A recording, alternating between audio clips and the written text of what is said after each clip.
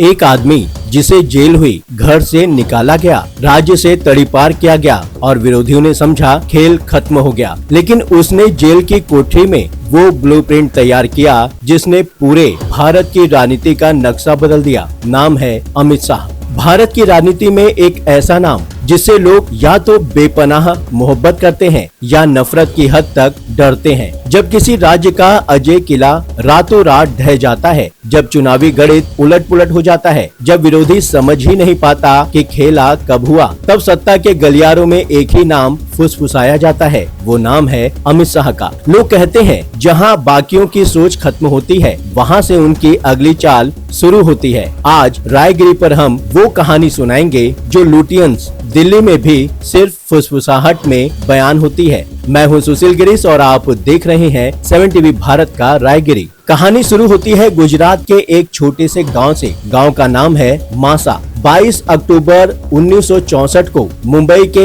एक रईस परिवार में जन्मे अमित शाह के पिता अनिल चंद्र शाह एक सफल बिजनेसमैन थे, लेकिन जिसने अमित शाह के दिल और दिमाग पर सबसे गहरी छाप छोड़ी वो थी उनकी मां कुसुमबेन। पक्की गांधीवादी, अनुशासन, सादगी, खाकी का शौक सब मां से मिला। राजनीति में कदम किसी बड़े मंच से नहीं रखा। सन 1977 में जब उम्र थी सिर्फ 13 साल, गलियों में चुनावी पोस्टर चिपकाने से शुरुआत हुई और उसी लड़के ने आगे चलकर भारत की सत्ता का सबसे बड़ा गेम डिजाइन किया। लेकिन रास्ता इतना आसान नहीं था। पिता चाहते थे बेटा खानदानी धंधा संभाले। एक बार गुस्से में कह दिया, राजनीति छोड़ो वरना घर से निकाल दूंगा। अमित शाह ने कोई बहस नहीं की, अपना झोला उठाया और घर से चल दिए। ये उनका पहला घर से निकाला जाना था, लेकिन इसी ने उन्हें इतना मजबूत बनाया कि बाद में दुनिया का कोई भी डर उन्हें डरा नहीं पाया। अमित शाह ने पढ़ाई की बायोकेमिस्ट्री में और इसी विज्ञान ने उन्हें हर समस्या को बारीक स्तर पर जाकर हल करने का फार्मूला दिया। छात्र राजनीति की तपिश उन्होंने बहुत करीब से महसूस की। अखिल भारतीय विद्यार्थी परिषद यानी कि ABVP के गुजरात यूनिट के ज्वाइंट सेक्रेटरी बने। यही सीखा युवाओं की ऊर्जा को संगठन में कैसे ढाला जाता है। सन 1987 में आधिकारिक रूप से भाजपा का दामन थामा। शेयर बाजार में काम करते हुए उन्होंने एक सीक्रेट सीखा, डूबते स्टॉक को पहचानकर मुनाफा कैसे कमाया जाता है। राजनीति में आने के बाद यही थ्योरी लागू की। हर बूथ पर एक शेयर था, हर वोटर एक निवेशक। अहमदाबाद के नारायणपुरा में एक छोटा सा ऑफिस बनाया। उन समीकरणों पर काम शुरू किया जिन्हें बड़े नेता फालतू समझते थे। सन 1989 अहमदाबाद के नारायणपुरा वार्ड से पहला नगर पालिका चुनाव। लोगों ने कहा ये बायोकेमिस्ट्री वाला लड़का क्या कर पाएगा। अमित शाह ने वहां 13,000 से ज्यादा वोटों से रिकॉर्ड अंतर से जीत हासिल की। उस जीत ने दिल्ली के बड़े नेताओं को बता दिया ये सिर्फ नंबरों का बाजीगर नहीं, जमीन का सच्चा खिलाड़ी है। सन 1999 में अहमदाबाद जिला सहकारी बैंक के प्रेसिडेंट बने। गुजरात का सबसे बड़ा सहकारी बैंक। यहाँ से शुरू हुई आर्थिक घेराबंदी। उन छोटे किसानों को शेयर होल्डर बनाया जो कभी बैंक की सीढ़ियां नहीं चढ़े थे।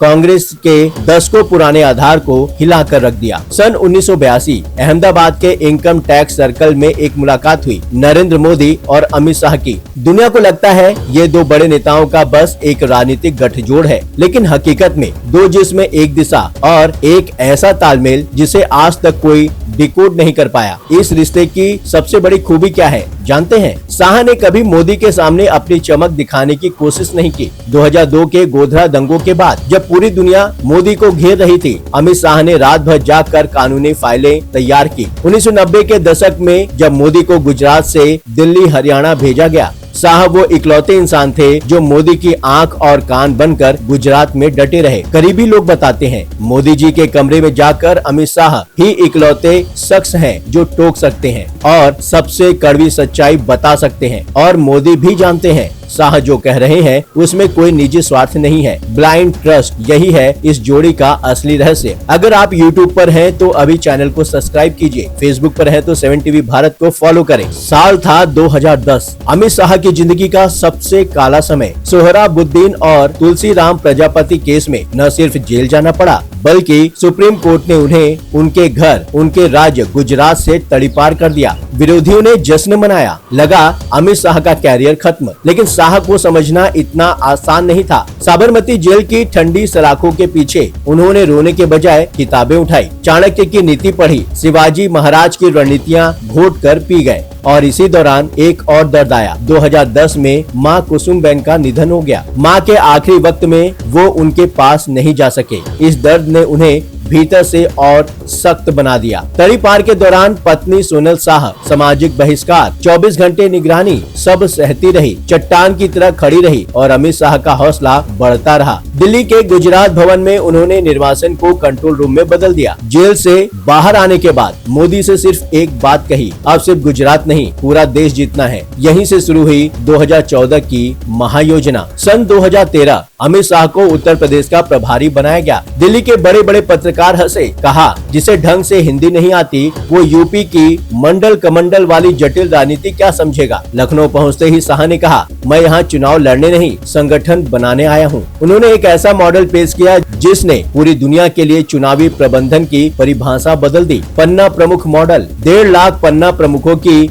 एक अभेद्य फौज जो सीधे उनके वॉर रूम से जुड़ी थी। और सबसे दिलचस्प बात, अमित शाह अक्सर रात के 2-3 बजे यूपी के किसी दूर दराज गाँव के पन्ना प्रमुख को रैंडम फोन लगाते थे। यही था उनका माइक्रो मैनेजमेंट। नतीजा 2014 में भाजपा और सहयोगियों ने यूपी की 80 में से 73 सीटें जीत ली। पूरा देश दंग रह गया। और रिकॉर्ड ये भी, अमित शाह ने अब तक 29 चुनाव लड़े, एक भी नहीं हारे। 1997, 2002, 2007, 2012 लगातार 4 बार विधायक। 2019 में जब सपा और बसपा साथ आए तब भी भाजपा को यूपी में नहीं हरा सके। पश्चिम बंगाल वो राज्य जहां भाजपा को बाहरी हिंदी पार्टी कहकर दरकिनार किया जाता था। जनसंघ के संस्थापक श्यामा प्रसाद मुखर्जी खुद बंगाल से थे, फिर भी भाजपा वहां नाम मात्र की थी। अमित शाह ने मतुआ और नाम क्षूद्र समाज के बीच जाकर सोशल इंजीनियरिंग की। ममता बनर्जी के किले को धीरे धीरे दरकाया। 2019 में 18 सीटें आई, 2021 में भी सीटें आई और फिर 2026 में 48% से ज्यादा वोट लाकर ममता बनर्जी की 15 साल की सत्ता का अंत किया। पहली बार बंगाल में भाजपा का मुख्यमंत्री शुभेंदु अधिकारी। हालांकि इसमें भाजपा के कार्यकर्ताओं की जानें भी गई हैं। और बंगाल की जीत के बाद अमित शाह ने कहा, ये जीत सिर्फ मेरी नहीं, उन 300 से अधिक कार्यकर्ताओं की है जिन्होंने जान गंवाई। 5 अगस्त 2019 की सुबह राज्यसभा में अचानक अमित शाह खड़े होते हैं और कश्मीर के आर्टिकल 370 को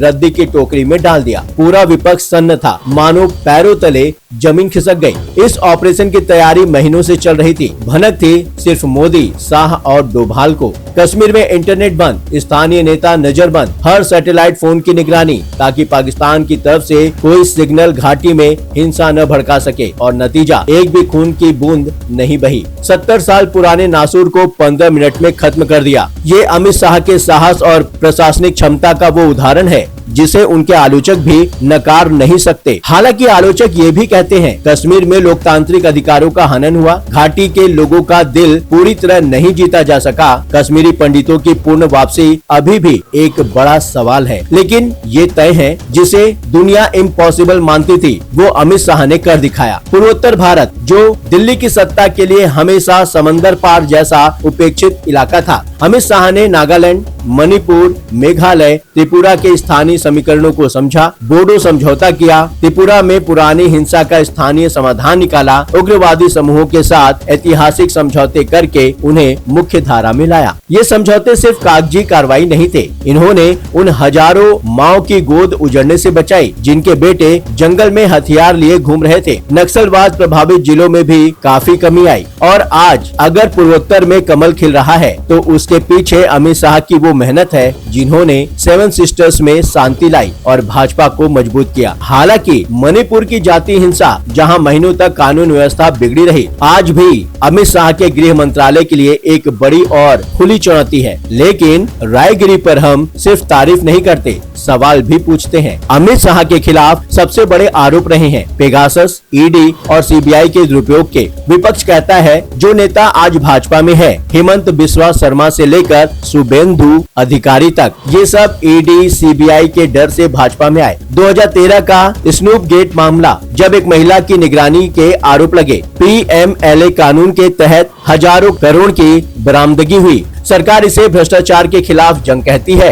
विपक्ष इसे सेलेक्टिव टारगेटिंग कहता है। ये सही है या गलत, इसका फैसला हम आप पर छोड़ते हैं। लोकतंत्र में सवाल पूछना जरूरी है और हम 7 टीवी भारत पर यही करते हैं। और अंत में अमित शाह के उस पहलू की बात जो कोई नहीं बताता। 2019 में गर्दन पर एक लिपोमा की सर्जरी हुई, अगले ही दिन से काम पर थे। एक निजी बातचीत में कहा था, शरीर कमजोर हो सकता है, इरादा नहीं। आज भी सुबह 4 बजे तक काम करते हैं। देश के हर जिले के अध्यक्ष का नाम जुबानी याद है और जब लोग पूछते हैं सबसे मुश्किल समय कौन सा था, अमित शाह मुस्कुराकर कहते हैं, वो समय जब लोगों ने मुझे खत्म मान लिया था। और अब वो बड़ा सवाल जो हर कोई पूछ रहा है, 2029 में क्या अमित शाह देश की राजनीति के सबसे बड़े चेहरे होंगे या सत्ता के खेल में कोई और चाल बाकी है? 2021 में देश के पहले सहकारिता मंत्री बने लाल कृष्ण आडवाणी का गृह मंत्री के तौर पर सबसे लंबे कार्यकाल का रिकॉर्ड भी 2025 तक तोड़ चुके हैं। दुनिया की सबसे बड़ी पार्टी भाजपा, जिसे अमित शाह ने एक प्रोफेशनल कंपनी की तरह खड़ा किया। मासा के उस लड़के ने जिसने 13 साल में पोस्टर चिपकाए थे, 140 करोड़ लोगों के देश की राजनीति, सत्ता और सुरक्षा का सबसे ताकतवर चेहरा बना। चाणक्य आज अगर जिंदा होते तो शायद वो भी चौंक जाते। इतिहास उन लोगों को याद रखता है जो हार में भी जीत की रणनीति लिखते हैं। अमित शाह, चाहे आप उनसे प्यार करें या डरें, लेकिन नजरअंदाज नहीं कर सकते, क्योंकि भारत की राजनीति के इस सबसे बड़े खिलाड़ी की अगली चाल अभी बाकी है। ये था 7 टीवी भारत का रायगिरी। अगर ये कहानी आपको पसंद आई तो अभी लाइक करें, शेयर करें और कमेंट में बताएं अमित शाह चाणक्य या फिर विवादित। यूट्यूब पर है तो सब्सक्राइब कीजिए, फेसबुक पर है तो 7 टीवी भारत को फॉलो करें और हमारे व्हाट्सएप चैनल से जुड़ जाइए। लिंक डिस्क्रिप्शन में दिया गया है ताकि हर बड़ी खबर आप तक सबसे पहले पहुंचे। मैं हूं सुशील गिरीश, रायगिरी से विदा लेता हूं। याद रखिए, जो इतिहास लिखते हैं वो पहले इतिहास झेलते हैं।